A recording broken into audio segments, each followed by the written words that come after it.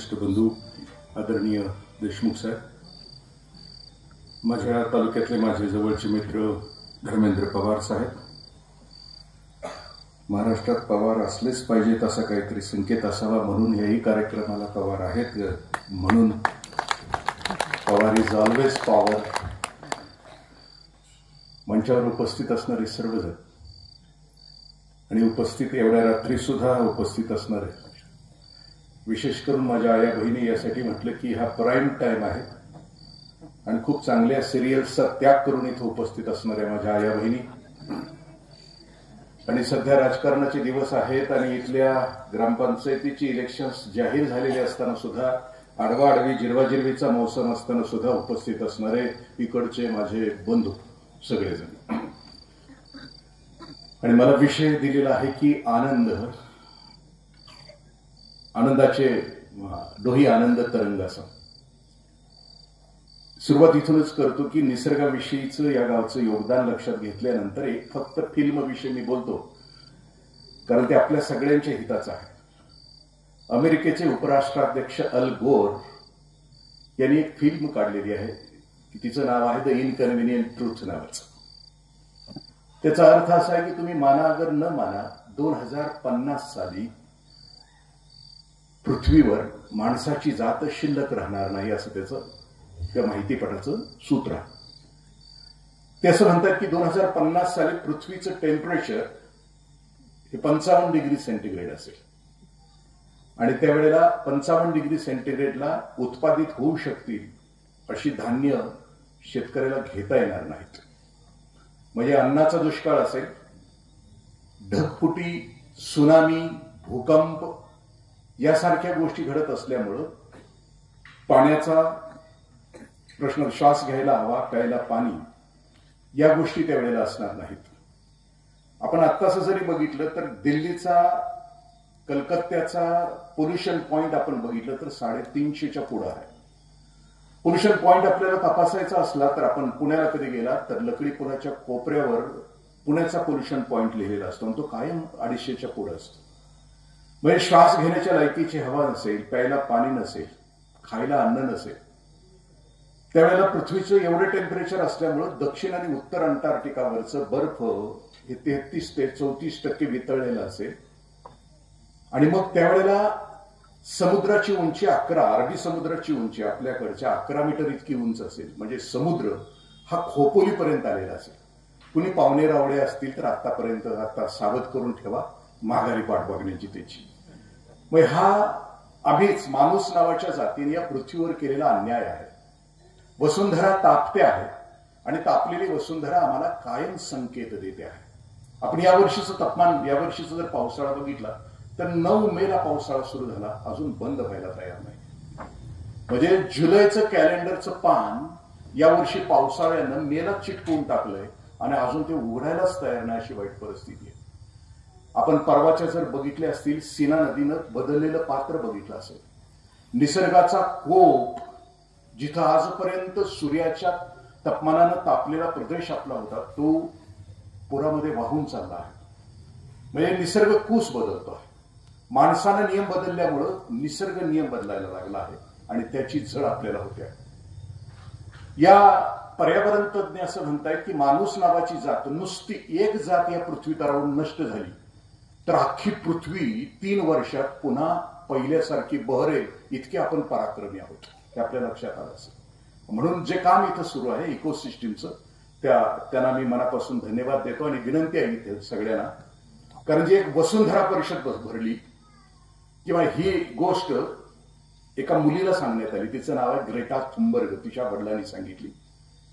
क्रांती काय असते किंवा त्याला एक बटरफ्लाय इफेक्ट म्हणून समाजाच्या क्रांतीचा भाग म्हणून जाहीर, म्हणजे त्याच्याविषयी चिंतन होतं. मग एखाद्या जंगलाच्या कोपऱ्यामध्ये छोटंसं फुलपाखरू आपलं पंख फडफडतो आणि त्याचा परिणाम पॅसिफिक समुद्रामध्ये सुनामीच्या लाटा येण्यामध्ये होतो. या पर्यावरणाच्या गोष्टीशी लढत घेणारी एक मुलगी आहे, तिचं नाव 16 वर्षाची ती पोरगी, त्या 18 साली तिनं स्वीडनमध्ये तिच्या वडिलांनी सांगितलं की बाळा, तुझ्या लायकीला, तुझ्या पिढीला या पृथ्वीवरची सगळी गोष्ट तुला मिळणार नाहीये. 6 ऋतूंचे 6 सोहळे, त्या ऋतूची ती फळं, निसर्गाचा तो आविष्कार तुला नाही मिळणार. मग त्या पोरीने ठरवलं की आपण आंदोलन करायचं. तिनं स्वीडनच्या संसदेच्या बाहेर येता 9वीत असताना एक पाटी लिहिली खडून, त्याच्यावर लिहिलं फ्रायडे फॉर द फ्युचर. म्हणजे तिनं जगभरातल्या तिच्या वयातल्या मुलांना असं आव्हान केलं की आपल्याला आपली पृथ्वी हवी आहे. 6 ऋतूंचे 6 सोहळे हवे आहेत आपल्याला. फुलांचा सुगंध हवाय, आपल्याला फळांचा रस हवाय, आपल्याला फुलपाखरं हवाय. हे सगळं सृष्टीचं अद्भुत सौंदर्य आपल्या पिढीला हवं आहे. तर तुम्ही पण तुमच्या आयुष्यातला एक फ्रायडे फॉर द फ्युचर, शुक्रवार, महिन्यातला शुक्रवार तुम्ही थांबा शाळेच्या बाहेर आणि पर्यावरणाची आठवण आपल्या नेत्यांना करून द्या.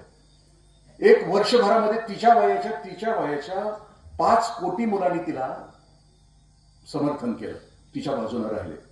तिच्या 30 वर्षाच्या वरचं मॉडेल नव्हतं, आपल्यासारखं नव्हतं. ती कशाला जाईल तिकडे? आपण आपल्याच मस्तीत आहे ना सगळे. पण ही तरुणाई आहे ना, झेड, तिला समजलं उमजलं तर ती कुठल्या स्तरापर्यंत जाऊ जाते तिचं ते वर्णन आहे. त्या एकट्या पोरीला 5 कोटी तरुणांची साथ मिळाली. तिच्यानंतर एक तिचं ऑनलाईन भाषण झालं. त्या भाषणाला 5 लाख तरुणांनी उपस्थिती लावली. त्यामुळं युनोला तिच्यासाठी एक वसुंधरा परिषद बोलवावी लागली. आणि त्या वसुंधरा परिषदेतलं बीज भाषण या 16 वर्षाच्या पोरीला करायला लावलं. ते भाषण आज तुम्ही बघितलं, 4 मिनिटं आणि 52 सेकंदाचं तिचं भाषण आहे. आज ही तुम्ही Greta Thunberg speech in UNO असं तिचं भाषण आहे. घरी गेल्यानंतर बघा, तिच्या चेहऱ्यावरचे भाव बघा. जगभरातले 152 देशातल्या पर्यावरण मंत्र्यांनी त्याला उपस्थिती लावलेली होती. आणि ते मंत्र्यांच्याकडे बघून खूप जिव्हाळ्यानं प्रत्येक मंत्र्यांना प्रश्न विचारते की तुम्हाला कसला विकास हवा आहे? आमच्या पिढीचा नाश करून तुम्हाला कोणता विकास हवा? तुम्ही करणार मजा आणि आम्हाला देणार सजा, हा कसला विकास आहे? ती जीव तोडून बोलते. तिच्या चेहऱ्यावरचे भाव आपल्याला सुद्धा जागृत करतात की ह्या लेकीला जे कळतं ते तुम्हा आम्हाला का नाही कळत? आपण का नाही जगत हे पृथ्वीचा विनाश संपवणे? कारण माणूस नावाच्या जातीनं आपल्या अस्तित्वानं आणि आपल्या कर्तबगारीनं पृथ्वीचा अंत पुढे ढकलायचा असतो. 2050 नव्हे, आता आणखीन बातम्या येत आहे की 2030 नंतर 56-57 डिग्री पृथ्वीचं टेम्परेचर होईल. एसीला सुद्धा ती दाद देणार नाही टेम्परेचर. आणि मग भविष्यातली पिढी होरपळून संपेल. आपल्या डोळ्या देखत आपण होरपळून जाऊ. ही जर परिस्थिती भविष्यामध्ये येणार असेल तर मग आपल्यासाठी सूत्र काय? त्या वसुंधरा परिषदेमध्ये जे सूत्र ठरलं, think globally, act locally and response personally, अशी 3 वाक्य त्या परिषदेमध्ये ठरवली.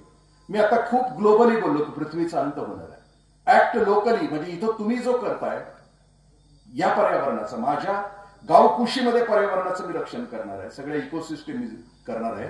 आणि ऍक्ट लोकली, मी फटाकडे नाही वाजवणार. माझ्यामुळं या पृथ्वीच्या अवकाशामध्ये कार्बनची निर्मिती होईल, ती नाही वापरणार मी. जर मला 2-3 किलोमीटर चालायचं असेल तर मी चालत जाईल, पण मोटरसायकल नाही वापरणार. मला आणखीन कुठे लांब जायचं असेल तर मी एसटी बसनं जाईल, पण प्रायव्हेट वाहनानं जाणार नाही. माझ्याकडून या पृथ्वीच्या गाभ्यामध्ये कमीत कमी कार्बन जाईल असं माझं वर्तन असेल. आणि हे प्रत्येकानं केलं तर पृथ्वीचं घड्याळ थोडंफार पुढे ढकलता येईल. आणि ते करता आलं तर आपल्याला शक्य आहे. आपला तो विषय मी पृथ्वीविषयी मी धन्यवाद देतो इथल्या सगळ्या की जे पशुपक्ष्यांचं रक्षण करतायत, इथलं इकोसिस्टम जपून ठेवतायत, येणाऱ्या पिढीसाठी गाव जपतायत. त्यांना मनापासूनच्या शुभेच्छा देतो आणि त्यांचं हे काम सातत्यानं सुरू राहू दे अशी प्रार्थना करतो. दिवाळी अमावस्ये दिवशी येते. त्याचं कारण असतं, अमावस्ये दिवशी बाहेर लावलेल्या पंत्यांचा प्रकाश सगळीकडे पसरलेला आपल्याला जाणवावा आणि म्हणून ती अमावस्ये दिवशी येते. पण बाहेर पंथीचा प्रकाश पडत राहतो, पण आपल्या आतमध्ये सुद्धा प्रकाश पडायला पाहिजे आणि त्यासाठी ज्ञानाची आवश्यकता असते. माऊलींची ओवी खूप सुंदर आहे. अगा विश्वैक धामा तुझा प्रसाद चंद्रमा करू मज पौर्णिमा स्फूर्तीची. माऊली असं म्हणतात की मी चंद्राची निर्मिती पृथ्वी तलावर कशासाठी केली? अगा विश्वैक धामा, या विश्वाच्या घरामध्ये मी चंद्र यासाठी पाठवला आहे की तो ज्ञानाच्या रूपानं संत सगळ्यांच्या अंतरंगामध्ये प्रकट व्हावा. बाहेर पणत्यांचा प्रकाश आणि जिथं आपल्या हृदयामध्ये, जिथं आपल्या मस्तकामध्ये जो अज्ञान आणि अंधकाराचा भाग आहे तो विचाराने तो प्रकाशित व्हावा, यासाठी ही व्याख्यानमाला आहे. दिदी आणि दादांनो, माँ-बापाने वैशिष्ट्य असं आहे पृथ्वी तलावर, जे आमचा विकास करतं, आमची वृद्धी करतं, आम्हाला ताकद देतं, ते फुकट आहे जगामध्ये. पण जे आम्हाला बर्बाद करतं ते मात्र विकत आहे. दारू, जाऊन प्यावी लागते. दूध दारात जाऊन घालावं लागतं. दुधातला आणि दारूतला हा फरक आहे. टीबी व्हायचा असला तर टीबीच्या पेशंटच्या शेजारी माणूस बसला तर त्याला टीबी होतो. पण पैलवान व्हायचं असलं तर त्याला स्वतःलाच बैठका माराव्या लागतात. त्याला दुसरा कुठलाच पर्याय नसतो. आपल्याला बैठका मारण्यासाठी आपली स्वतःची क्षमता आणि ताकद वाढवण्यासाठी विचारांची आवश्यकता असते. विचारहीन माणूस कसा जगतो? तो अखंड आयुष्यभर तुकोबरायांच्या भाषेमध्ये अभंगच मला तुकोबरायांचा तर आला आला आणि हेला देऊन गेला. विचार नसलेला माणूस येतो, जगतो आणि मरतो. म्हणजे जनावरांमध्ये त्याच्यामध्ये कोणताच फरक नसतो. एक माणूस समजा सकाळी 5 चुंदा, दुपारी 5 चुंदा आणि संध्याकाळी 5 चुंदा, 5 चक्करच सकाळी, 5 चक्करच दुपारी, 5 चक्करच संध्याकाळी, एवढा त्याचा स्कोर असेल आणि तो जर 100 वर्ष जगत असेल तर 20 ट्रक अन्न खातो आणि मरतो, एवढा त्याचा पराक्रम असतो. मग त्याच्याप्रमाणे आपल्याला जगायचं का आणखीन वेगळ्या पद्धतीने जगायचं? आपल्या आयुष्याची उंची, माऊली असं म्हणतात की उत्तरोत्तर, म्हणजे जसा आपला विकास होत जाईल शनय शनय हळूहळू आपण विकसित झालं पाहिजे, आतून प्रकाशमान झालं पाहिजे. हा क्रमविकास आहे. वय वाढेल तसं व्यक्ती, परिस्थिती आणि घटनांच्या बरोबर आपला सहयोग आला की आपला विकास झाला पाहिजे आणि तो विकास आनंदाकडे घेऊन जाणारा असला पाहिजे. मग आनंद नेमका माणसाला कुठे मिळतो? निसर्गाच्या फॅक्टरीमध्ये सगळ्यात शेवटचं मॉडेल माणसानं निर्माण केलं, याच्यानंतर नाही केलं. म्हणजे निसर्गाने शेवटचं मॉडेल याच्यानंतर नाही तयार केलं. अशी एक प्रार्थना योगी अरविंदांनी पॉंडेचेरीमध्ये त्यांच्या जे तिथं तपश्चर्या करत होते त्या खोलीमध्ये केली. सुदैवाने 5 ते 6 महिन्यापूर्वी मी पॉंडेचेरीला जाऊन आलो की ज्या खोलीमध्ये 37 वर्षे एकाच खोलीत योगी अरविंदांनी तपश्चर्या केली, तिथं जाऊन आलो. असं म्हटलं जातं की 2 वेळेला ती पराशक्ती अरविंदांच्या समोर उभी राहिली होती आणि त्यावेळेला अरविंदांनी त्या पराशक्तीला अशी विनंती केली होती की आता भास्कर, आता एक नवीन माणूस तयार कर, की जो नवीन माणूस असेल त्याच्या हृदयामध्ये द्वेष नसेल, मत्सर नसेल, तो ग्रेट मास्टर असेल, तो संत असेल, असा एक नवीन माणूस तयार कर म्हणून प्रार्थना केली. आता तुमच्या माझ्या हृदयामध्ये जी अज्ञान आहे, अंधकार आहे, ते विकारांच्या मुळे, पापाच्या मुळे, दुरिताच्या मुळे. पण अरविंद त्या पराशक्तीला म्हणतात की नवा माणूस तयार कर की ज्याच्या हृदयामध्ये घाण असणार नाही, ज्याच्या मनामध्ये स्वार्थ असणार नाही, संकुचितपणा असणार नाही, लबाडी असणार नाही, खोटेपणा असणार नाही, असा नवा माणूस तयार कर. पण त्या पराशक्तीने अरविंदांना असं सांगितलं की नाही, दिस इज अल्टिमेट, ह्याच्यानंतर मी दुसरं मॉडेल तयार करणार नाही, अशी ती शक्ती म्हटली. अजून तिने नवीन मॉडेल तयार केलेलं नाही, दिस इज अल्टिमेट. उत्क्रांतीच्या सिद्धांतानुसार असं म्हटलं जातं की मानवी शरीर विकसित होत असताना एक एक अवयव त्याचा गळून पडतो आणि त्याच्या खुणा पाठीमागे शिल्लक राहतात.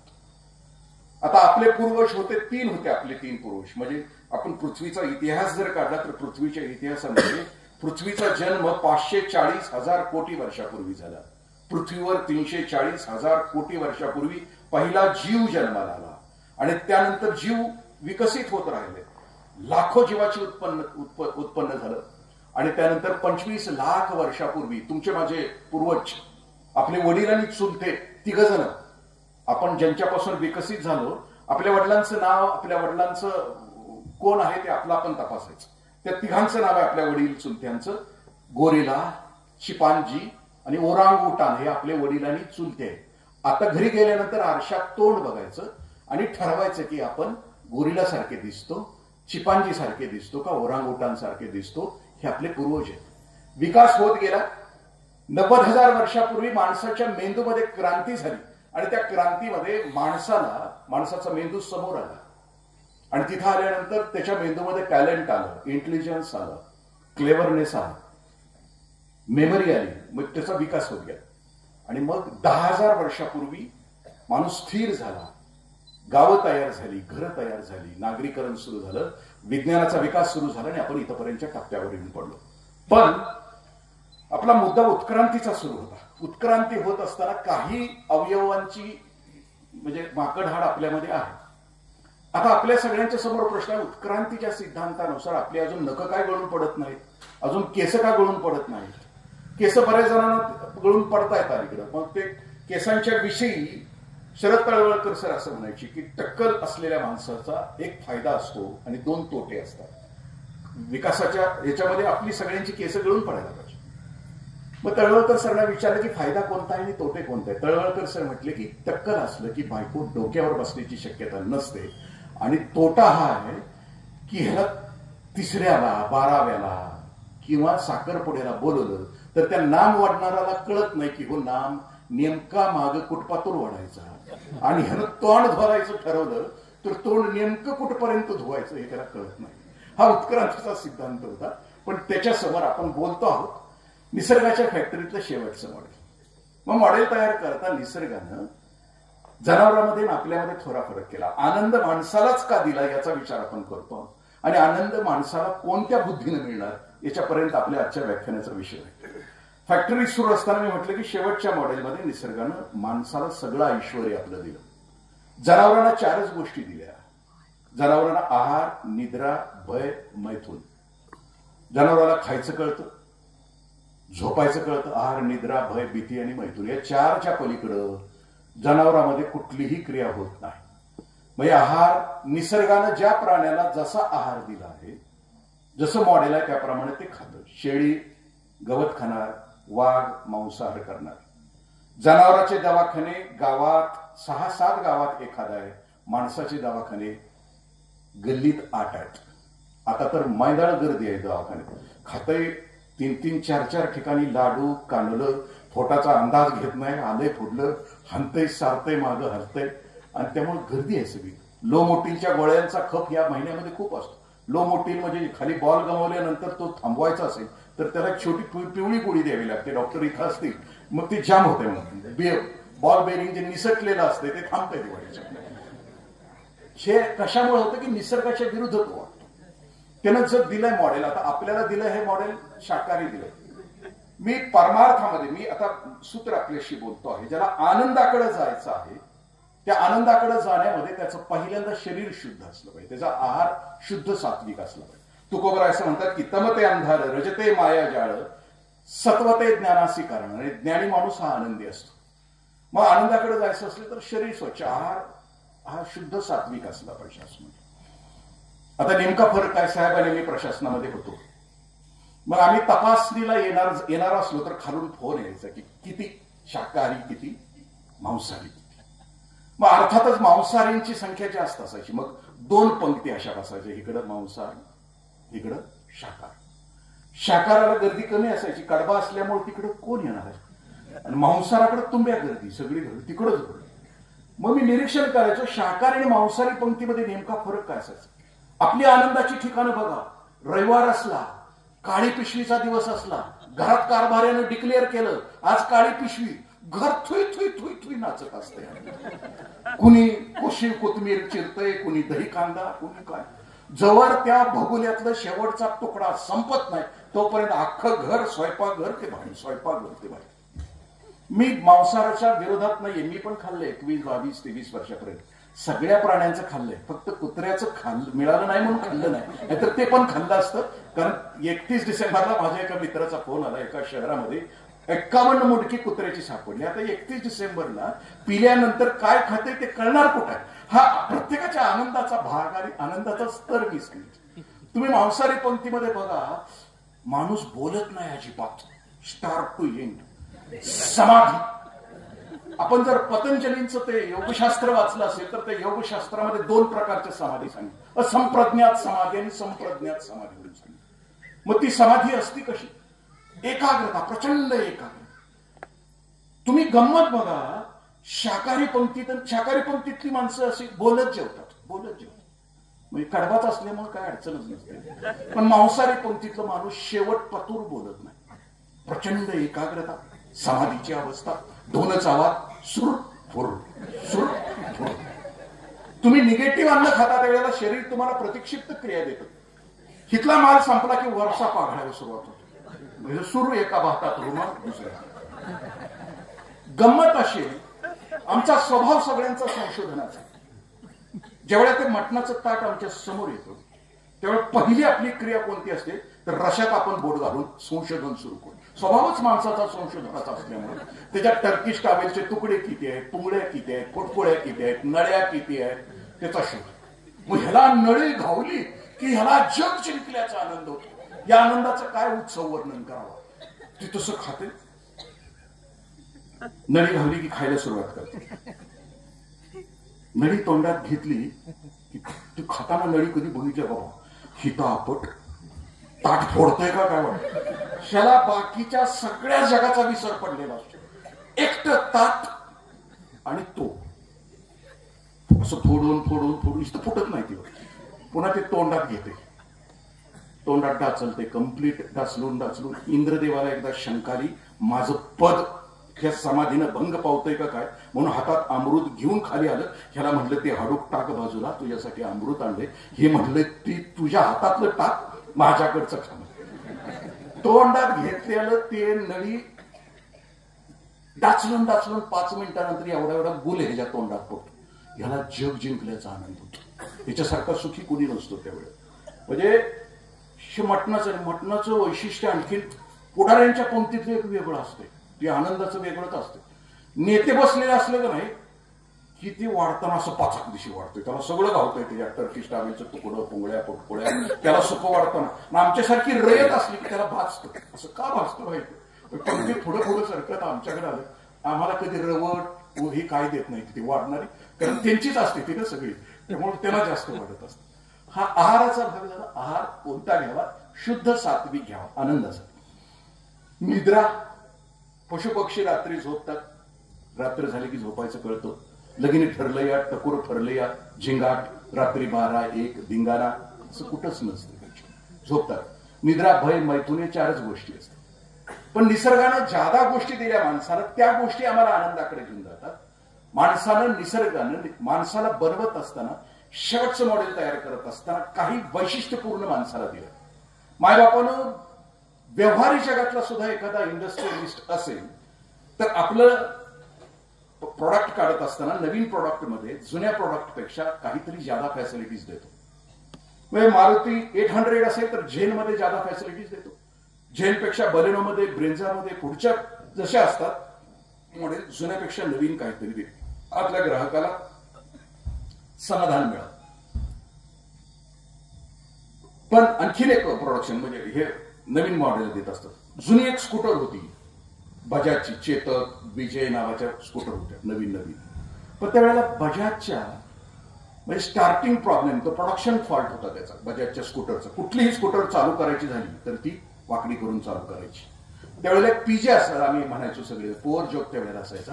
बजाजनं भविष्यामध्ये रॉकेट जरी काढलं, विमान जरी काढलं तर ते चालू करायचं असलं तर वाकडच करून चालू करावं लागेल तर सांगतो. हा प्रोडक्शन डिफॉल्ट आहे. पण माझ्या मायबापानं ज्या निसर्गानं तुम्हाला आणि मला जन्माला घातलं, 9 महिने 9 दिवस तुमचं माझं प्रोडक्शन करत असताना, तुमच्या माझ्या आईच्या गर्भामध्ये बसून तर 9 महिने 9 दिवस तुमच्या माझ्या देहाची चादर विणत होता.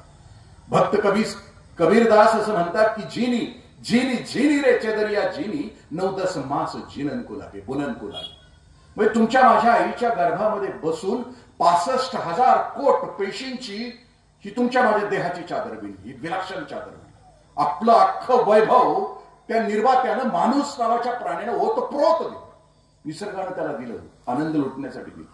मग ह्या वैभवानं तो बघू शकतो. म्हणजे त्याच्या डोळ्यामध्ये इतकी क्षमता आहे. म्हणजे सौंदर्याचा आनंद घ्यायचा असला तर जुना झनक झनक पायल भाजे नावाचा चित्रपट आपण कधी बघितला तर जितेंद्र त्या हिमालयाच्या पायथ्याशी बसून आपल्या लेकरांना ते हिमालय दाखवतायत. तो श्रावणातला हिमालय आहे आणि त्यांच्या तोंडामध्ये गाणं आहे, ये कौन चित्रकार है, ये कौन चित्रकार है. म्हणजे श्रावणातला महिना आहे. निसर्गानं आपल्या रंगाचे ब्रश असे त्या निसर्गावर उमटवलेत. हिरवाच रंग आहे पण कुठं पोपटी आहे, की कुठं गर्द सावळा आहे, कुठं गर्द हिरवा आहे. निसर्ग ही उधळण करतो. ती फक्त माणसाच्या डोळ्याला कळते, दुसऱ्या कोणालाचा रंग कळत नाही. माणसाच्या जिभेवर हजारो चवी आहे आणि एवढं चवीचं करून सुद्धा ह्याला चव लागत नाही. मग आपण म्हणतो ही लई चवीच आहे. ही चवीची जी आहेत ना ती आता कळतात आपल्याला. इतकी चव निसर्गानं नाकामध्ये गंध दिला, स्पर्शामध्ये प्रचंड ताकद दिली. म्हणजे हा देहाचं मॉडेल माणसाचं घडत असताना शरीरामध्ये इतकी आनंदाची ठिकाणं दिली, सुंदर ठिकाणं दिली. मग याला जादा काय दिलं? 2 कोश निसर्गानं आणखीन जादा दिले. एक विज्ञानमय कोश दिला आणि एक आनंदमय कोश दिला. विज्ञानमय कोश म्हणजे ज्यांना कळालं या पृथ्वीची गुपित कळाली. जीव, जगत आणि जगदीश मी कोण आहे, माझा निर्माता कोण आहे, मी कुठं जाणार आहे, माझं काय होणार आहे, या जीवाचं काय होतं, मी जन्माला यायच्या आधी कुठं होतो, मी मृत्यूनंतर कुठं असणार आहे. या सगळ्या सृष्टीची गुपितं ज्यांना समजली त्यांचा विज्ञानमय कोशाचा विकास झाला. की जगद्गुरु तुकोबराय म्हणतात की चाले हे शरीर कोणाची आहे सत्ते, कोण बोलवी हरिबीन, वृक्षाचे ही पान हाले त्याची सत्ता, राहिली अहंता मग कोण. हे कोण चालवतंय, माझं हृदय कोण चालवतंय. मिनिटाला 72 ठोके, मुठी एवढं हृदय आहे, कोण मिनिटाला 72 ठोके. जमिनीतलं पाणी काढायचं असलं तर 1 BH मोटर लागते, 1 किंवा 2 BHची. पण हे कोण टाकतंय मिनिटाला 72, मिनिटाला 15 श्वास कोण टाकतंय. डाळिंबीच्या दाण्यामध्ये रस कोण भरतंय, आंब्याच्या रसामध्ये रस कोण भरतं. सूर्य चंद्र तारे अधांतरी कोण ठरवतं, कुणी कोणाला घसत नाही. असा हे कोण नियम तयार करताय. हा सृष्टीचा निर्माता कोण आहे, मी कोण आहे. या सगळ्या प्रश्नाची उत्तरं या महापुरुषांना, अवतारी पुरुषांना संत साहित्यामध्ये ठाई ठाई सापडतात. ज्ञानेश्वरी उघडली तर अख्खं विज्ञान, फिजिक्स, केमिस्ट्री, बायोलॉजी, मेटलर्जी अशा शेकडो वेळा ज्ञानेश्वरीमध्ये अशा पसरल्यात की ज्याचे शोध 18व्या शतकामध्ये लागलेत. त्या सगळ्या शतकाच्या शोधांच्या विषयी ज्ञानेश्वरीमध्ये ओवी आहे. या 16 वर्षाच्या लेकराला हे कळालं कसं. हे संतत्व सर्वज्ञता येते कुठून, अखंड सर्वज्ञता बरी जाते असं म्हणतात. ही सर्वज्ञता येते कुठून, ती ज्याला समजली तो विज्ञानमय कोशामध्ये जातो. तुम्हाला मला सेकंदानंतर माझ्या आयुष्यामध्ये काय होणार आहे माहित नाही, या माझ्या जमिनीच्या खाली फुटभर काय मला माहित नाही, इतके आम्ही अज्ञान आहोत, तरी इतके घमंडी आहोत. हे सगळं असताना सुद्धा त्या महापुरुषांना मात्र सगळं माहित असतं आणि तरीही ते विनम्र आणि प्रेमळ असतात. अवघं जग कळाले असून सुद्धा त्यांच्या इतकं लहान, त्यांच्या इतकं छोटं, त्यांच्या इतकं विनम्र या जगात कुणीच नसतं, म्हणून ते आनंदाच्या टोकावर असतात. संतांना ते कळतं. संतांचं वैशिष्ट्य काय, या जगामध्ये माझ्या मायबापानो, या जगामध्ये आम्ही सगळे माझी होणार. आम्ही दोघं पण माझी आहे. आमदार माझे होणार, मंत्री माझे होणार, पण या जगामध्ये संत कधी माझी होत नाहीत. कारण तुम्हाला आणि मला त्यांनी जो सूर्य दाखवला, ज्ञानाचा सूर्य दाखवला, तो तिथं असतो. महाराष्ट्राचं वैशिष्ट्य संतांच्या बाबतीमध्ये ते सर्वज्ञ असल्यामुळे ते आहे, सत्तेनं माणसं सुखी किंवा आनंदी होत असती तर महाराष्ट्रामध्ये पालख्या 7 दिशांच्या उचलल्या असतात. संपत्तीनं माणसं सुखी होत असती तर महाराष्ट्रातल्या लोकांनी अडाणी अंबानीच्या पालख्या उचलल्या असत्या. पण हा महाराष्ट्र इतका बुद्धिमान, इतका ज्ञानी आहे, इथला बांधावरचा शेतकरी सुद्धा तुकोबरायांना समजतो आणि ऐकतो, आणि म्हणून इथला शेतकरी सुद्धा पालख्या उचलतो, तोही संतांच्या उचलतो. दुसऱ्या कोणाची पालखी त्याने उचलली नाही. कारण डोक्यानं मोठा तो पंत, अंतःकरणानं मोठा तो संत, आणि या दोन्हीमध्ये नाही तो जंत. आम्ही जंतासारखं जगतो, वळवळत जगतो. आमच्या पाठीला कणाच नसतो, कणाहीन आम्ही जगतो. पण संतांनी जगण्याचं वैशिष्ट्य आम्हाला शिकवलं, कारण त्यांचा विज्ञानमय कोश विकसित झालेला असतो. आणि आनंदमय कोश, आपण आनंदाविषयी बोलतो आहोत. आनंद कशामध्ये, आनंद कधी होतो, माणूस आनंदी कधी होतो.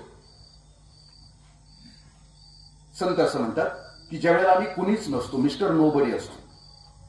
दुःखी कधी असतो, आम्ही कुणीतरी असतो. समजा माझ्यासारखा अधिकारी आहे, ऑफिसमध्ये जात असताना एखाद्या माझ्या कर्मचाऱ्याने मला नमस्कार नाही केला तरी मी दुःखी होतो. दिवसभर माझा आनंदच संपलेला असतो, कारण माझ्या अहंकाराला कुणीतरी स्पर्श केलेला असतो. पण ज्यांच्या हृदयामध्ये अहंकारच नसतो, सगळं संपलेलं असतं. येत उत्पत्ती अवघेची विसरीजे, थोरपण परा सांडीजे, जे जगा धाकुटा होईचे ते जवळीक माझी म्हणून. म्हणजे अत्यंत ज्यांच्या हृदयामध्ये कुणीच नसतं, अहंकाराचा लवलेशी नसतो, ती माणसं सुखी असतात असं म्हटलं. मग तुम्ही बघा ना, आनंदी आपण कधी असतो. माझं लग्न झालं आणि 5-6 महिन्यानंतर माझ्या बायकोने सांगितलं की पाहुणा येतो आहे.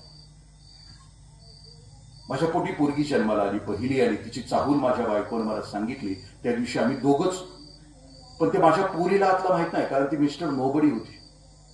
पण तिच्या नुसत्या आगमनाच्या चाहुलीनं आम्ही दोघं जणी आनंदित झालो. खूप असं येण्यासारखा अतराळी चालत होतो.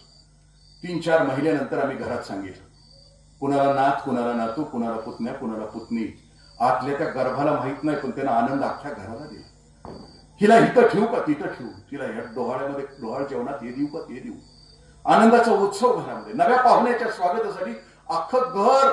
पण ज्याच्यासाठी ही तयारी चालू आहे त्याला माहित नाही, त्यानं मिस्टर नोबडी आहे म्हणून आनंद दिला. ते जन्माला आलं, आल्या आल्या घर, ती बाईची आई झाली. मातृदेवतेचं महानमंगल स्तोत्र तिच्या आयुष्यामध्ये गायलं गेलं. आनंदाचे आवारू भांडू जगा. तिच्या आयुष्यामध्ये आनंदाचा उत्सव आला. खुश झाली ती. बापही त्या दिवशी खुश झाला, घर खुश झालं. पण तिच्यामुळे खुश झालं तिला माहित नाही.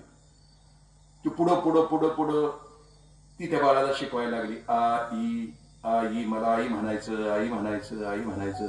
आई शब्दाचा अर्थ पण त्या बाळाला माहित नाही. ते एक दिवशी आईला आई म्हणतं, आईच्या अंगावर रोमांच. आई शब्दाचा अर्थ माहित नसताना त्या बाळानं आईला आपण हाक मारली तर आईच्या अंगावर रोमांच.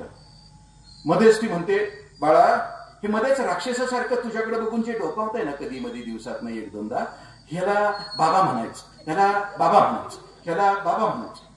एकदा बाबा जवळ असताना त्या बाळाला बाबा शब्दाचा अर्थ माहित नाही. ते अचानक आवाज देतं बाबा. बाबाच्या अंगावर रोमांच उभे राहतो. ते मिस्टर नोबडी आहे, त्याला माहित नाही येते कधी. चालायला लागलं, शाळेत जायला लागलं. 9 वर्षापर्यंत ते मिस्टर नोबडी आहे. 13 वर्षापर्यंत ते मिस्टर नोबडी. 13 वर्षापर्यंत आपण सगळेच मिस्टर आनंदी होतो. बघा ना, 13 वर्षाच्या अगोदरचा आपला काळ आहे. 8वा की गावातला. म्हणजे शिमग्या पातूर वाड्याला पवायला जायचं, पुन्हा जांभळीच्या वेळेला जांभळीवरनं खाली वळायचं, हात मोडलेला असायचा. आंब खाताना सगळा वगूळ खाली पातूर असायचा तोंडात, कशाचंच भान नसायचं. येड्यागत 13 वर्षापर्यंत सगळं विसरून मातीत गरीब श्रीमंत, जात धर्म पंथ असा कुठलाच डोक्यात किडा नव्हता ते 13 वर्षापर्यंत. तुमच्या असलं तर माहित नाही, माझ्या तर नव्हता. नुसता आयुष्याचा उत्सव होता. म्हणजे जे जे ऋतू होते ते ऋतू भोगले.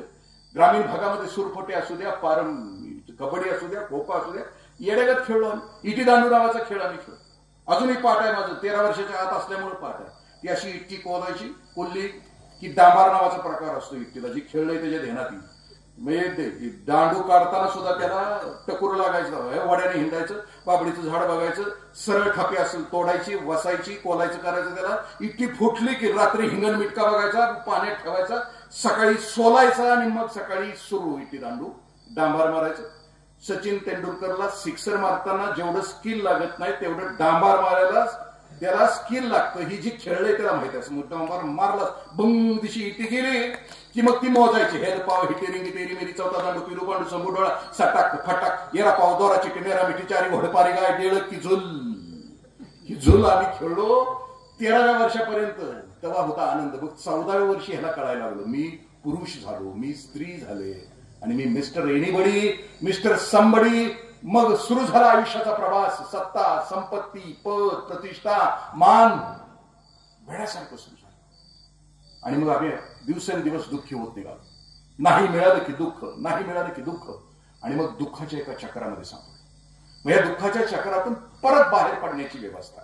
मी आनंदाचे आवारो, आनंदाची डोही, आनंद तरंग, तो प्रसंग मी शेवटी आपल्याशी शेअर करतो. पण माणूस आनंदी कधी होता हा जर समजलं तर आता ज्ञानाचा प्रकाश. आम्ही दुःखी कधी कधी होतो. नाथरायांनी काही बुद्धिमत्तेचे प्रकार सांगितलेत. त्या बुद्धिमत्तेचे असलो आम्ही तर आम्ही कधीच सुखी होणार नाही. पहिल्या प्रकारची बुद्धिमत्ता आहे, त्या बुद्धिमत्तेचं नाव आहे माशीची बुद्धिमत्ता. माशी विष्ठेवर पण बसते ना, वाशी मधावर पण बसते. जे गिरायक इधर भी हाय उधर भी हाय, इकडं बी हाय इकडं बी हाय, सकाळी इकडं संध्याकाळी इकडं, सगळ्या क्षेत्रातलं म्हणतोय मी. ती कधीच सुखी नसते. त्या माशीगत असते, एकदा इकडं एकदा तिकडं. पण माशीचं वैशिष्ट्य एक असतं, म्हणजे हे कीर्तनात पण असतंय, हे तमाशात पण असतंय, सगळीकडे संचारायचा असतो. आता गावात तर यात्रावालीच पारायणाकडे बी असते, ठरवायला दोन्हीकडे असते. म्हणजे इधर बी आहे उधर बी आहे. तमाशा ठरवायला हीच आणि पारायणाचं कीर्तनकार ठरवायला हीच. इधर बी आहे. मी माझ्या गावातलं सांगतोय, तुमच्या गावातलं सांगत नाही. तुमचं तुम्ही ठरवा. म्हणजे इधर माशीच्या वृत्तीची माणसं ही अशा प्रकार. पण माशीचं वैशिष्ट्य काय असतं की माशी कधी अग्नीवर बसत नाही, कारण मृत्यूचं भय तिला असतं. सगळ्यात मोठं भय तिला असतं. माशीच्या प्रवृत्तीची माणसं तिला भय दाखवलं आणि तिला सांगितलं की मधावर चिकटून बस, चांगल्या माणसांच्या चिकटून बस, तर तू आनंदाला पात्र होशील. म्हणजे माशी ज्या वेळेला ठरवते की मला मधासोबत राहायचं आहे, माझी संगत ती ठेवायची आहे, त्यावेळेला ती सुखाकडे जाते. एक कुठला तरी बल्ब बंद करा, कारण त्या माशा त्रास देत आहेत लोकांना. ते काय पाखरं सगळंच बंद केलं तरी चालतं. रेकॉर्ड करण्यासारखा माझा चेहराच नाहीये, त्यामुळं अडचणच नाही. त्रास देते ते. पण कोणाच्या शर्टात जातंय आत ना, ते पुन्हा रातभर मला शिवाय देत बसणार. हे बोलून गेलं. दुसऱ्या प्रवृत्तीच माणूस आहे, त्या कावळ्याच्या प्रवृत्तीचा माणूस, कावळ्याच्या बुद्धिमत्तेचा माणूस. भरून आलेल्या जखमेवरचा टावका काढतोय. कावळ्याचं वैशिष्ट्य आहे. म्हणजे भावाभावाच्या भांडण्या झालेल्या असल्या की हे दोन वर्षानं धाकट्याकडे जाते म्हणते लगा कारभारानं तुझ्यावर अन्यायच केला, जखम भरून आली. ही अशी असतात. म्हणजे तुम्ही राष्ट्रसंत तुकडोजी महाराजांचा जर ग्रामगीता नावाचा जर पुस्तक ग्रंथ वाचला तर त्याच्यामध्ये ह्या प्रवृत्तीच्या माणसांचं वर्णन केलं. ही कधीच सुखी नसतात. म्हणजे भावाभावामध्ये भांडणं लागली की राखेलचा डबा घेऊन ही बाहेर उभी असतात. ही कावळ्याच्या प्रवृत्तीची माणसं. ही कुठं असतात? ही सुखी असतात का? बघा, तुमच्या गावात नाही, मी माझ्या गावातलं सांगतो. त्या एक कुचाळ कट्टा, त्याला राष्ट्रसंत म्हणतात. कुचाळ कट्ट्यावर म्हणजे आमच्या गावात तुम्ही एंट्री केली की एक कट्टा आहे. त्या कट्ट्यावर मी गेली 35 वर्ष 4 माणसं बघतोय आमच्या गावातली. त्यातले एक जण गेले 2 वर्षापूर्वी. जसं पंढरीच्या पांडुरंगाच्या पायावर डोकं टेकवल्यामुळं पंढरीच्या पांडुरंगाचे पाय झिजलेत, तसे ह्या चौघांनी गेल्या 35 वर्षामध्ये एकाच ठिकाणी बैठक असल्यामुळं त्या पायऱ्या झिजलेत. म्हणजे आम्हाला सवय लागली, कवा मी गावाच्या बाहेर पडू द्या, ह्या चौघांचं दर्शन घेतल्याशिवाय आम्ही कधीच बाहेर पडलेलो नाही. आता एक पायरी मोकळी आहे. मी कवा पन्हाळ्याकडे गेलो तर किर्लीच्या त्या मूर्तिकारांच्याकडे बघतो, मला वाटतं की इथनी एक मूर्ती न्यावी आणि जी गेलंय त्याच्या जाग्यावर ठेवावी. ह्यांचं काम काय? कुणाची गाडी गावात आली, कुणाच्या घरापुढे उभी राहिली, अख्ख्या गावाची मापं काढल्याशिवाय रात्री 11-12 वाजेपर्यंत घराकडे न जाणारी आहेत ती सगळी कावळ्याच्या प्रवृत्तीच. हे मी माझ्या गावाविषयी बोलतो. त्याच्यामध्ये हे कसं असतं कावळ्याच्या प्रवृत्तीचं? 73-74 वर्ष वय, तात्या कुसाळ कट्ट्यावर तरणी पोरं आता बसलेली असतात. यांचं आणखीन एक वैशिष्ट्य असतं, व्यसन करतात पण हे कधी स्वतःच्या पैशाचं करत नाही. जरी तंबाखू जरी खायची असली तरी चुना ह्याचा, तंबाखू ह्याची, गुळणी ह्याची. तरण्या पोराकडनं गायच्या चुना, गुळणी तोंडात. तोपर्यंत एक लेकरवाळी मसरू, टोकऱ्यावर पाटी, हातात लेकरू घेऊन आपली रानात निघाली. हे असं बघतंय, ती विचारते पुढच्याला, तरण्या पोराला, कोण? सांगते की बाबा ही लक्ष्मण तात्याची धाकटी सून आहे. आता कळाल्यावर गप्प बसायला, इन्फॉर्मेशन मिळाल्यावर गप्प बसायला पाहिजे. पण ती जशी पुढे आली तशी ती म्हणते, बाळ कुठं घर? आता ती निघाली रानात, दिसतंय मसरू माग आहे, टोकऱ्या वजा आहे, लेकरू हातात आहे, तरी विचारते बाळ कुठं घर? ती म्हणती रानात.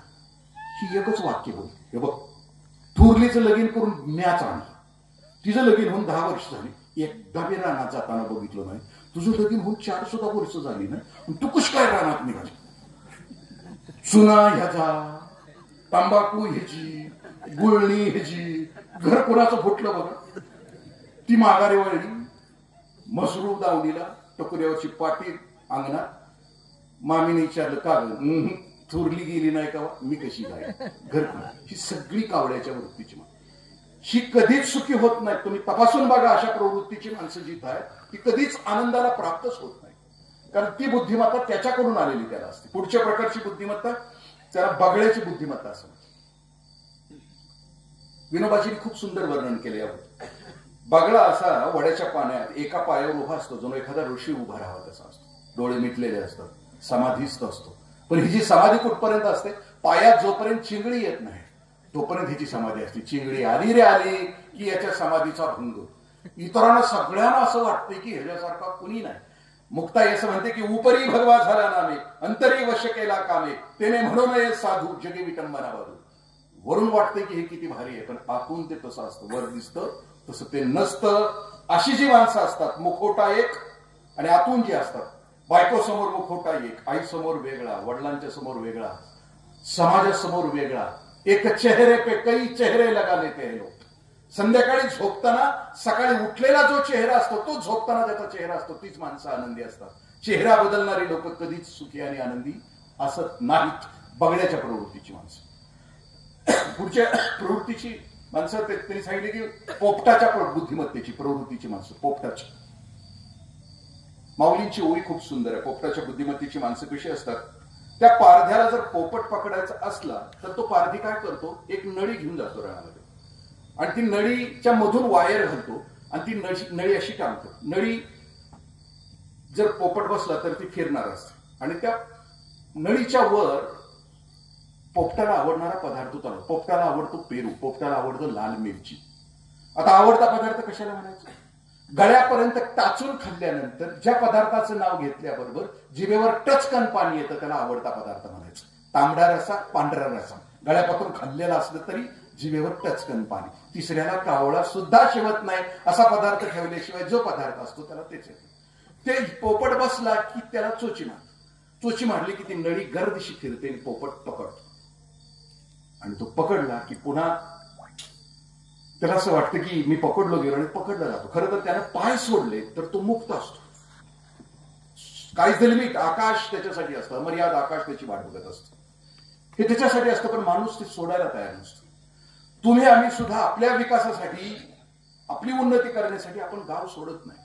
खूप वर्ष लागतात, आपण बाजूला जात नाही. विकासाच्या अनेक आजूबाजूच्या गोष्टी आपल्या आतून बाहेरून बघायला तयार नसतो. गावातले गोविंदराव एक दिवशी काश्मीरला जाऊन आले, परत विष्णुदेवीला जाऊन परत आले.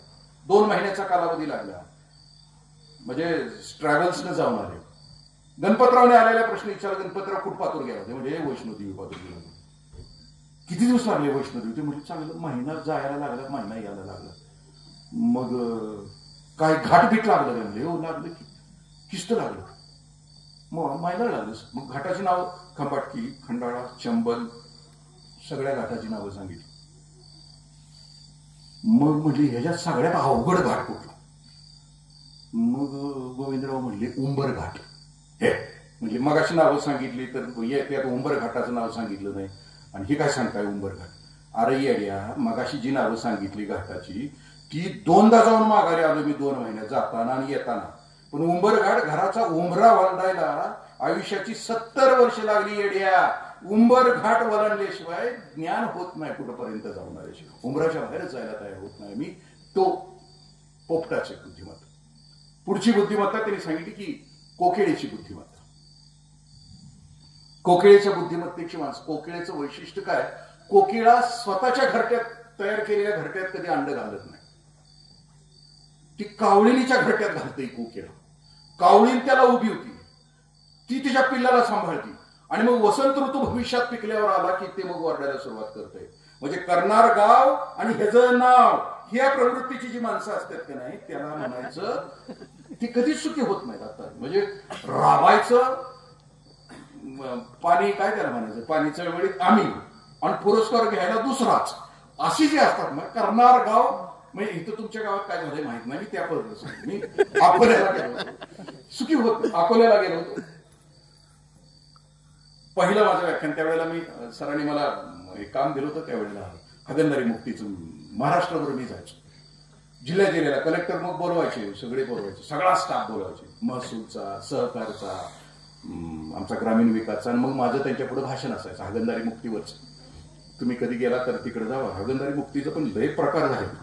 त्या नंदुरबार जिल्ह्यातलं एक गाव, आमची यंत्रणा जाऊन जाऊन जाऊन आली. एका ग्राम विष्ठेमध्ये एवढे असते तेवढे असते सांगून सांगून, पण ती गाव आमच्या यंत्रणेला माहीत, आमच्या गावाला जंगल आहे, आम्ही तिकडे जाणार. त्या कोरोनात त्या गावाची बातमी वाचली, नुसता बिबट्या फिरून गेला. एकदा 8 दिवसात अख्खं गाव हगंदारी मुक्त झालं, कोरोना असताना.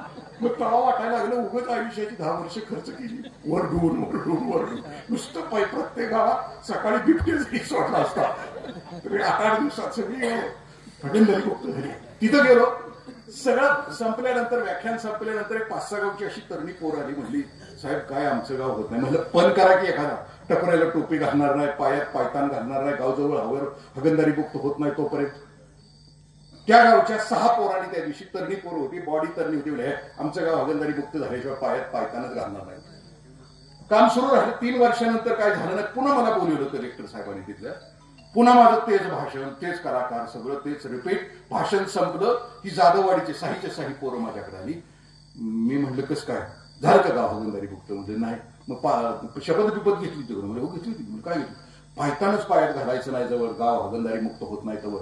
मग आता 3 वर्ष झाली, मग घातलं की नाही पायतान? म्हणजे नाही घातलं. म्हणजे का नाही घातलं? आमच्या गावातल्या 6 जणांनी ठरवलंय, आम्ही जवळ जित्ता आहे तवर ह्याला पायतानच घालून देणार नाही. ह्या प्रवृत्तीची जी माणसं असतात ती अशा प्रकारे कोकिळेच्या प्रवृत्तीची माणसं असतात. आणि आता मी आपल्याशी शेअर करतो आहे की आनंद मिळवणाऱ्या माणसाची बुद्धिमत्ता आणि प्रवृत्ती कोणती असते. आनंदाचे आवारू मांडू जगा असं म्हटलं जातं. मोराच्या बुद्धिमत्तेची इथून पुढं ज्याची बुद्धी विकसित झाली आहे, किंवा विवेकानंदांच्या भाषेमध्ये व्यापकता हेच पुण्य, संकुचितता हेच पाप, क्षुद्र मनाची माणसं, संकुचित मनाची माणसं कधीच सुखी असत नाही, कधीच नाही. कायम घाणच.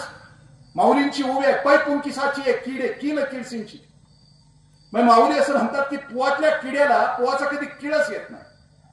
तशी ह्या प्रवृत्तीच्या माणसाला आपल्या क्षुद्रतेचा, आपल्या संकुचिततेचा कधी त्यांच्या मनावर परिणाम होतो.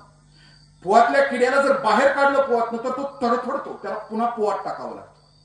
तशी हे हीन मनोवृत्तीची माणसं की जी आयुष्यामध्ये कधीच सुखी नसतात, ती होतच नाहीत, ती कधीच होत नाही. ज्याच्या मनामध्ये ईर्ष्या आहे, द्वेष आहे, मत्सर आहे, हिंसा आहे, घृणा आहे, कधीच होत नाही. कारण एक जरी झलक त्याच्या हृदयामध्ये आली तर सगळा आनंदाचा विस्फोट करून टाकत असतात. मग आनंद नेमका कोणाला होतो? जी व्यापक आहेत, जी विशाल आहेत, जी अमर्याद आहेत. मोराच्या बुद्धिमत्तेची माणसं आहेत तेवढी सगळी सुखी आणि आनंदी असतात, आनंदी असतात. सुख शब्दाचा अर्थ परमार्थाच्या दृष्टीने मी आपल्याशी शेअर करतो. सुख शब्दाचा अर्थ सु म्हणजे चांगलं, ख म्हणजे आकाश. ज्याच्या मनाचं आकाश निरभ्र असतं त्याच्यामध्ये कोणतेही ढग नसतात, काळे ढग नसतात, हिंसेचे, घृणेचे, द्वेषाचे, मत्सराचे, ती माणसं सुखी असतात. ज्याच्या हृदयामध्ये ढग येतात, काळोख दाटतो, तो सुखी नसतो. मग मोराच्या बुद्धिमत्तेची माणसं असतात कशी? 2-3 दिवस दुष्काळ पडावा, 2-3 दिवस दुष्काळ पडावा, 2-3 वर्ष दुष्काळ पडावा, जमिनीला भेगा पडाव्यात, 2-3 दिवसात मग चुली पेटाव्यात, एकदा घरातली शिक्षणं थांबावीत, बळीराजा दुःखी व्हावं, पैसा फिरतच नसावा, 3-4 वर्षाचा दुष्काळ. आणि 4 वर्षानंतर अचानक मृग नक्षत्रामध्ये जून महिन्यात आकाशात ढग जमावेत. आकाशात ढग जमले की त्या ढगाच्या खाली तो मोर येतो आणि नाचायला सुरुवात करतो. मोर 4 वर्षानंतरच्या दुष्काळाच्या समाप्तीनंतर आकाशामध्ये ढग जमा होतात त्यावेळेला बेभान होऊन नाचतो. माहोल आनंदाचा करून टाकतो. पिसारा फुलवलेला असतो, थुई थुई थुई नाचत असतो. त्याच्या डोळ्यातून पाणी गळत असतं, ते टिपण्यासाठी लांडोर त्याच्या भोवती पिंगा घालत असतात. त्याच्या केकावलीनं अवघी पंचक्रोशी दणारून गेलेली असते. तो आनंदाचा महोत्सव साजरा करत असतो. कुणीतरी माझ्यासारख्या स्वार्थी माणसानं त्या मोराला प्रश्न विचारावा, अरे तू एवढा का बेभान झालास, एवढा का आनंदी झालास, नाचतोयस काय, पिसारा काय फुलवतोयस, केकावलीनं अवघ पंचक्रोशी दणारून काय सोडतोयस? आणि मग मोरानं उत्तर द्यावं त्याला, अरे राजा वर बघ, ढग जमल्यात. अरे येड्या बळीराजाच्या घरामध्ये 3-3, 4-4 दिवस चूल नाही पेटलेली, घरातली लग्न थांबली आहेत, शिक्षण थांबली आहेत. अरे येड्या वर बघ की, पाऊस पडत, बळीराजाच्या जमिनीच्या भेगा सरतील, रानं हिरवगार होतील, तिची पिकं फुलतील, पैसा त्याच्या घरात येईल, चूल पेटेल, लग्न होतील, शिक्षण चालू राहतील. अरे त्यो पडणार हाय आणि बळीराजा सुखी होणार आहे, म्हणून मी नाचतोय रे, म्हणून मी नाचतोय. हा आनंदाचा महोत्सव मोराच्या बुद्धिमत्तेच्या वाट्याला येतो. हलक्या कुचक्या सडक्या मनोवृत्तीच्या माणसाला आयुष्यात, माणसाच्या आयुष्यात येऊन कधीच आनंद मिळणार नाही, कधीच मिळणार नाही. संतांचं सांगणं आहे, पर दुःखे दुःखी, पर सुखे सुखी. दुसऱ्याच्या दुःखानं दुःखी होणारा आणि दुसऱ्याच्या सुखानं सुखी होणारा, असं ज्याचं हृदय विशाल आणि व्यापक आहे तोच सुखी होईल आणि त्याच्याच आयुष्यामध्ये आयुष्य चढवलं. आणि हे ज्ञान झाल्यानंतर हे माणसाला कळतं. आता मी मूळ त्या अभंगाकडे येतो आणि समारोपाकडे येतो. तुकोबरायांचा अभंग आनंदाची डोही आनंद तरंग. तुकोबरायांच्या चरित्रामध्ये दुःख आली, 5 दुःख आली. त्याच्यातलं शेवटचं दुःख होतं दुष्काळाचा. उत्कृष्ट संसार केला तुकोबरायांनी आणि तो संसार करत असताना दुःखाने व्याकुळ झालेल्या तुकोबरायांनी एकदा ठरवलं त्या दुष्काळामध्ये की मला आता माझा शोध घ्यायचा आहे, की जी गोष्ट घडल्यानंतर मी आनंदाच्या शिखरावर पोहोचेन, या आयुष्याची यथार्थता मला कळेल. आणि म्हणून ते भामगिरीच्या डोंगरामध्ये त्या गुहेमध्ये जाऊन बसले. 15 दिवस त्यांनी मांड ठोकली. इकडं घरी कान्होबा आहे आणि तुकोबरायांच्या धर्मपत्नी वाट बघत होत्या. रोज कान्होबाराय भाकरी बांधायचे आणि देहूच्या इंद्रायणी नदीच्या आजूबाजूला तुकोबराय जिथं बसण्याची शक्यता असायची तिथं कान्होबाराय जायचे आणि जोरात आवाज द्यायचे, दादा. भावाला भेटण्यासाठी, भावाचा शोध घेण्यासाठी कान्होबाराय धडपडत होते. 14 दिवस रोज उठायचं, भाकरी बांधायची. तुकोबरायांचा शोध घेण्यासाठी रान ना रान, वन ना वन, अवघा देहूचा परिसर त्याने, भामगिरीच्या डोंगराच्या धाराशी, त्या गुहेच्या धाराशी आले. 14 दिवस होता. नुकताच तुकोबरायांना ज्ञानाचा ज्ञानाचा आतला अंतरंगाचा कळवळा समजला होता. आनंदी झाले होते. तुकोबारे घेतात, 15 दिवसा माझी झाला साक्षात्कार, तुका झाला आता निराकार. आत जे विकारांचे ढग होते, ते विकारांचे ढग सगळे संपलेले होते. लख प्रकाश, पांडुरंगाचं दर्शन, ज्ञानाची पहाट त्यांच्या हृदयामध्ये फुललेली होती. केवळ आनंद शिल्लक होता. माणसाच्या हृदयातला सगळा मळ निघून गेला, सगळी चंचलता निघून गेली. एक स्थैर्य प्राप्त झालं की जो आनंद होतो तो आनंद तुकोबरायांना झाला होता. खूप आनंदित होते ते. 15 दिवसातले अभंग वाचताना अंगावरून सरसरून काटा येतो. वाघ आला, बोचकारलं, अस्वल आला, घासून गेलं, नाग आला, फिरून गेला, सगळ्या विकारांना उपमा देत देत तुकोबरायांचे अभंग त्या गाथेमध्ये उमलत राहतात. आणि मग ज्या वेळेला कान्होबा येत आहेत आणि भामगिरीचे त्या गुहेतून आत डोकावत आहेत आणि त्यांच्या लक्षात येतं की माणसाची आकृती आतमध्ये आहे आणि कान्होबारायांच्या लक्षात येतं माझा भाऊच आहे, माझा दादाच आहे. वेड्यासारखं कान्होबाराय आत पळत जातात. तुकोबरायांना घट्ट मिठी मारतात.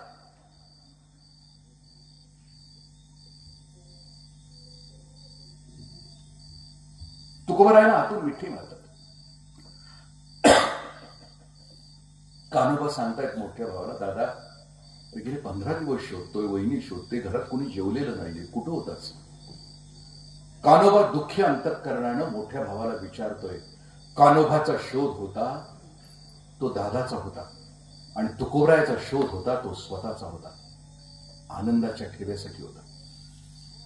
कान्होबा उद्ध्वस्त होता, भाऊ नाही भेटला, पण तुकोबरायात शांत झाले होते, आनंद, चेहरा प्रफुल्लित झालेला होता. मिठी मारल्यानंतर ते कान्होबाला सांगतायत, कान्हा काय सांगू तुला? आणि जो अभंग उमटतो त्याला आनंदाची डोही, आनंद तरंग, आनंदाची अंग आता शिल्लकच नाही राहिलं. भूतकाळ संपून गेला. म्हणजे जे काही होतं ठाईच मुराली, कापुराची वाती उजळली ज्योती, ठाईच मुराली जशी. म्हणजे जे काही होतं आतमध्ये विष होतं ते सगळं संपलं. आतमध्ये जो काही मळ होता ते सगळं संपलं आणि आता केवळ निरभ्र, केवळ शुद्ध, केवळ विकसित झालेलं असं अंतःकरण, जीवाचा शिव झालेलं अंतःकरण आणि त्या अंतःकरणामध्ये दुसरं काहीच असतं. माऊलीची खूप सुंदर उभी आहे. साक्षात्कार झालेल्या माणसाचं हृदय त्या क्षणाला काय होतं? माऊली म्हणतात की ते ज्ञान हृदय प्रतिष्ठेत, जिथे शांतीचा अंकुर कुठे. मग एकदा ते ज्ञान झालं की त्याच्या हृदयामध्ये शांती विराजमान होते, अखंड प्रसन्नतावरी जायते. माऊली पुढे जाऊन असं म्हणतात की त्याच्या चेहऱ्यावर कायम प्रसन्नता असते, तो कायम प्रसन्न असतो. दुःख ओकताची न भेटे तुकोबरायांना. म्हणजे जो ज्ञानी होतो त्याला दुःख भेटतच नाही, कारण या जगण्याची नश्वरता, त्या अनंतताचा शोध त्या महापुरुषाला लागलेला असतो. शिल्लक असं काही राहिलेलं नसतं.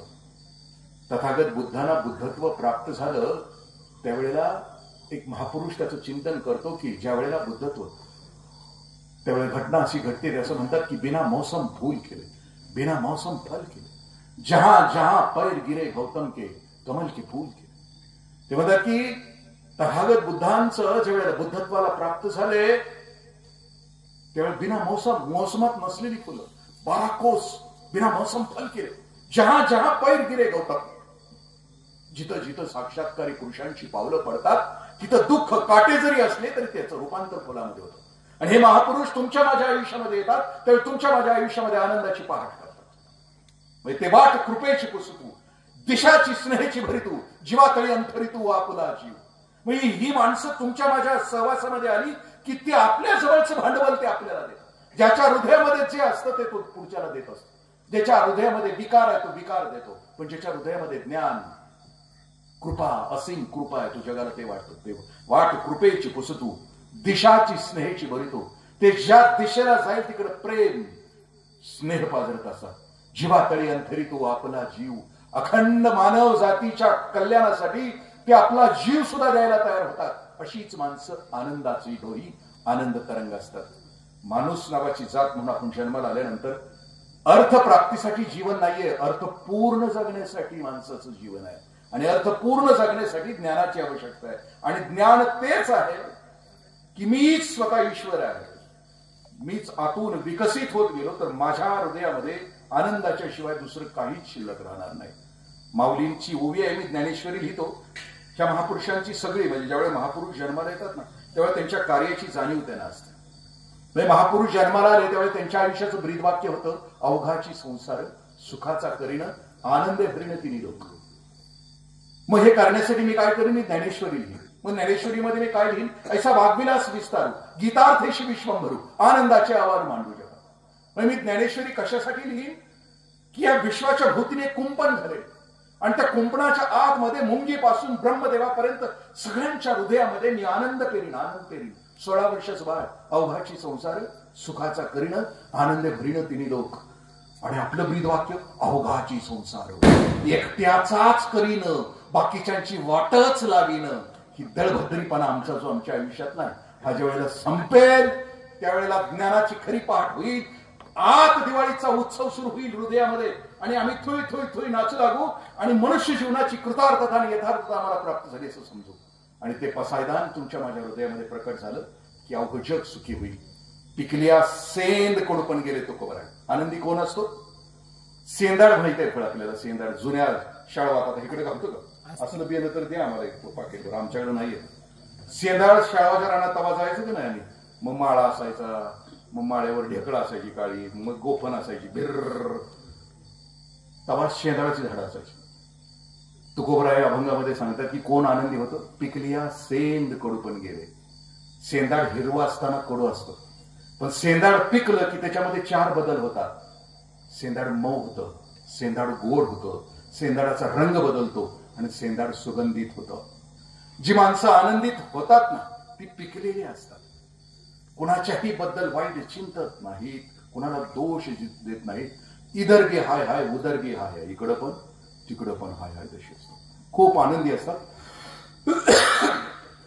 ती मऊ असतात, ती कुणाला डाचत नाहीत, ती सगळ्यांना आपली वाटतात.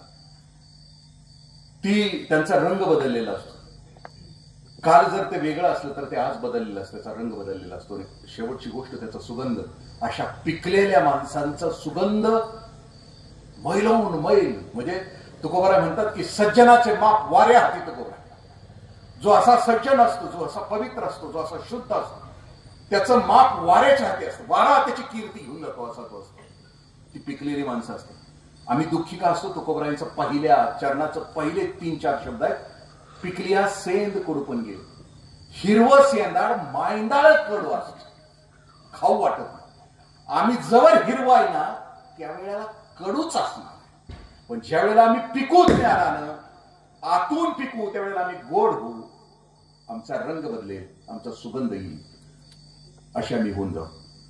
नाथबाबाच्या कृपेनं आमचं मी कुलदैवत सिद्धोबा साहेब मसवडचा, त्याच्या शेजारी बसून बोलण्याची संधी मला मिळाली. जे काही बोललो ते सिद्धोबामुळे बोललो.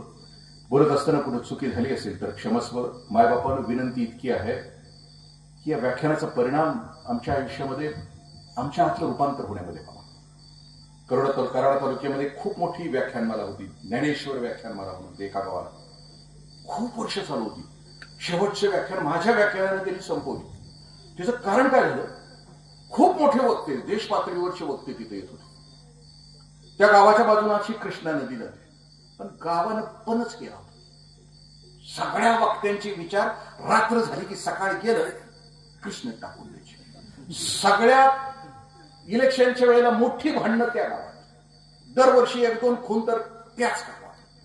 म्हणजे जेवढं वांगाळ पाकार सगळ्यात व्यसनी त्याच गावची. नात करायचं. मग ते जे ऑर्गनायझर होते खूप प्रयत्नानं कुठून होते, खूप दुरून, म्हणजे हरिवंशराय बच्चनच्या पासून तिथं आलेले होते. त्यांनी निर्णय घेतला की बाबा नाही, ही गड्या काय नगा आपल्या, हे काय बदलायला तयार नाही. काल हे गाव संतांचे होते, आज का बकाल झाले. मग त्यांनी निर्णय घेतला एक दिवशी, हे करायला नको, बदल अपेक्षित आहे. मेहंदीचं पान हिरवं असतं, पण ते रात्री कातामध्ये मिसळलं आणि त्याच्या हातावर मेहंदी पडली की सकाळ धुतल्यानंतर हातावरचा रंग लाल होतो. हा बदल आहे. विचार ऐकल्यानंतर उद्या आम्ही लाल झालो पाहिजे, आतून लाल झालो पाहिजे. हे परिवर्तन आहे. आणि ही व्याख्यान मला परिवर्तनासाठी, उगा अमोल काटकरांच्या मोठेपणासाठी नाहीये किंवा त्यांनी हे ऑर्गनाईज करून आता येणारी इलेक्शन जिंकायचे ह्याच्यासाठी नाहीये. ते हे ऑर्गनाईज जे करतायत ते तुमच्यामध्ये बदल होण्यासाठी. आता त्यांनी उभं राहायचं का नाही ह्याच्यानंतर त्यांचं त्यांनी ठरवावं. पण तू उभी राहा ना राहा, पण ही ज्ञानयात्रा सुरू राहू दे. कवा बदलेल तेव्हा बदलेल, जाऊ दे मरू दे. सरपंच माझी झालाय, आता तुम्ही पत्रिकेवर पण लिहिले. ह्याच्यापेक्षा आणखी तुम्ही उंदराच्या शर्यतीत उंदरानं जरी शर्यत जिंकली तर तो शेवटी उंदीरच असतो, तू मांजर नसतो. तसं जगाच्या चळवळी तुमच्या माझ्या शर्यतीत आम्ही कितीही मोठे झालो तरी आपण माणूसच असतो, दुसरं कुणीच नसतो. आणि ते माणूस पण जागवण्यासाठी ही ज्ञानयात्रा अखंड सुरू राहू दे अशी प्रार्थना. पण तुम्हाला बी हे एवढं करते तर द्या की काय बळ त्याला. आणखीन काय सत्ता असली तर आणखीन होईल ना काय ज्यादा, ते तुमच्यामध्ये ठरवा. मी काय प्रचाराला आले नाही, त्यांचा ब्रँड अँबॅसिडर पण नाही, पण उगाच वाटलं म्हणून बोललो. धन्यवाद. जय हिंद, जय महाराज. अशाच नवनवीन अपडेटसाठी आमच्या माणदेशी आवाज चॅनलला सबस्क्राईब करा. आमचे व्हिडिओ लाईक आणि शेअर करा. धन्यवाद.